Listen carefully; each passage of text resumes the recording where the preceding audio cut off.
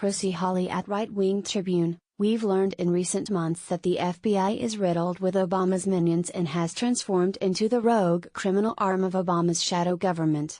The FBI is now fully operating as essentially Obama's secret police, as these law enforcement agencies are now doing the bidding of slimy politicians rather than upholding their oath, which is to pursue impartial justice on behalf of the public."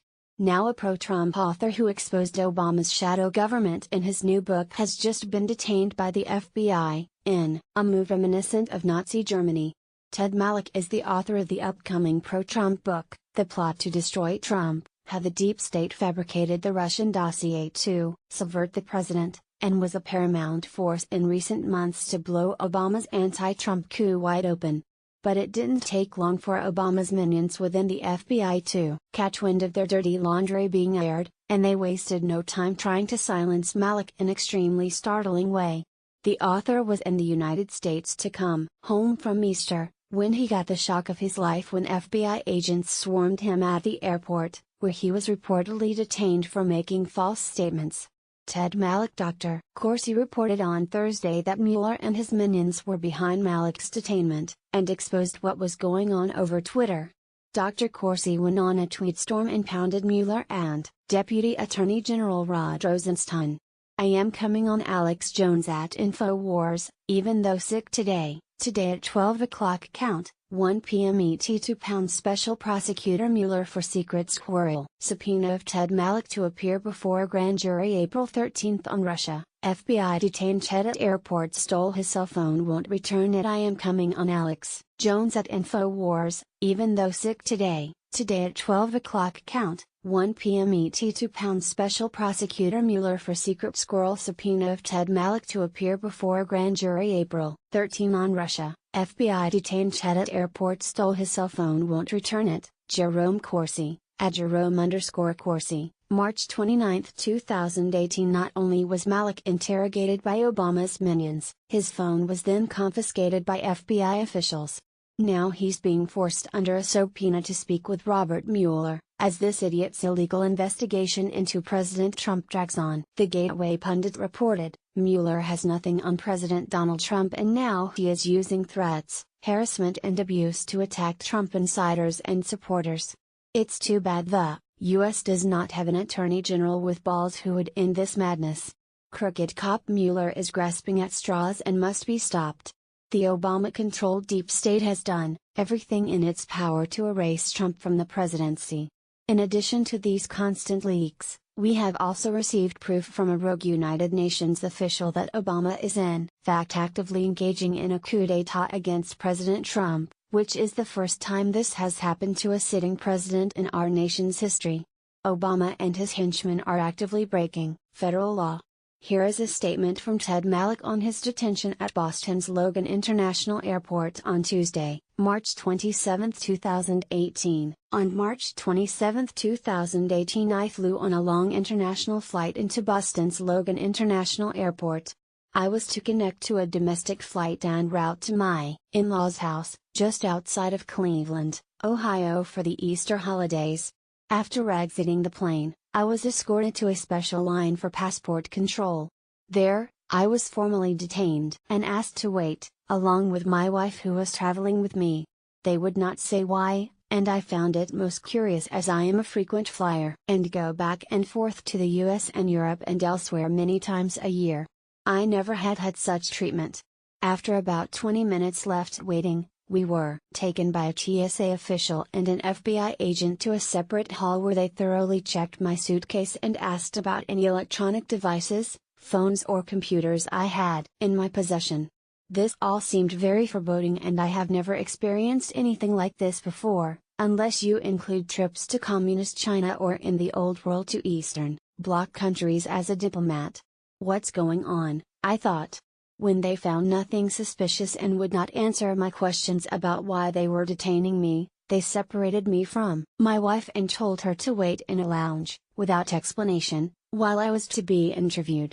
That is all they said.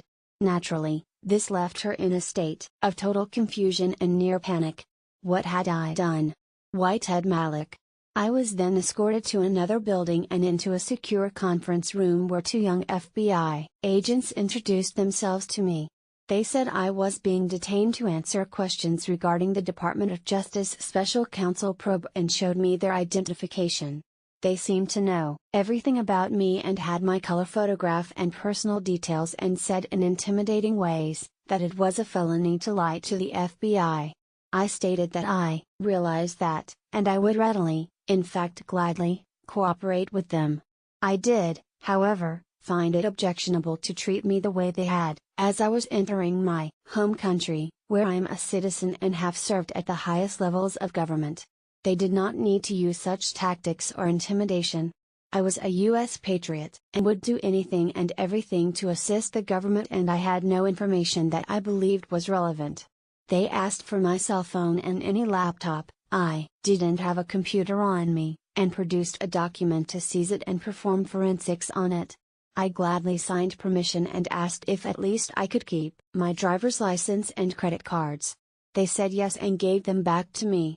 One of the agents took the phone into another room and downloaded items but returned to say they would need to keep it and take it to Washington, D.C. for a full assessment. I asked when I could get it back. They assured me in a few days they would definitely get it to me one way or another. The other agent then proceeded for about an hour to interrogate me and involved himself in various disarming chit-chat about my career, sterling academic credentials, top secret code word government clearances in an earlier era, and my being a fan of the championship Philadelphia Eagles. All well and good, I presumed. What did they want? Why me? And why in this underhanded fashion? What had I done? The questions got more detailed about my involvement in the Trump campaign, which was informal and unpaid, whom I communicated with, whom I knew and how well. They had a long list of names. They seemed to then focus more attention on Roger Stone, whom I have met a grand total of 3 times, and with groups of people, Jerome Corsi, a journalist who edited a memoir I had written some years ago, and about WikiLeaks, which I knew nothing. Had I ever visited the Ecuadorian embassy in London? They asked. No, I replied truthfully. I was unfazed and very dubious about why they thought I knew anything. I couldn't help but wonder, had they read a copy of my soon-to-be-released book? The timing of this interrogation along with the nearing publication date seems to me suggest yes, they had read it. Then they served me with a subpoena, which I noticed had only been issued that very day in Boston, to appear before the Mueller grand jury in Washington, D.C. that very Friday. They said I could telephone the lead attorney on that team and make necessary arrangements. They shook my hand and had agents take me to my wife, who was very alarmed and in disbelief.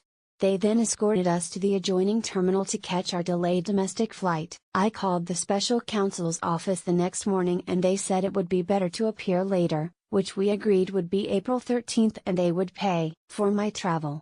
I told them I had legal representation and asked that they establish contact. This is absolutely startling. Since when are American citizens treated like freaking criminals simply for exposing the truth? We all know that Mueller's investigation is complete BS, and so does anyone with half a functioning brain cell. Procy Hawley trigger warning. Procy Hawley is a conservative journalist, professional tea starter and disgruntled military vet who is very outspoken and doesn't give a flying crap about your feelings when exposing the truth. If you want your daily dose of news delivered in the most politically incorrect way as possible, make sure you follow Procy here. Be sure to follow us on Nation in Distress and America's Freedom Fighters on Facebook.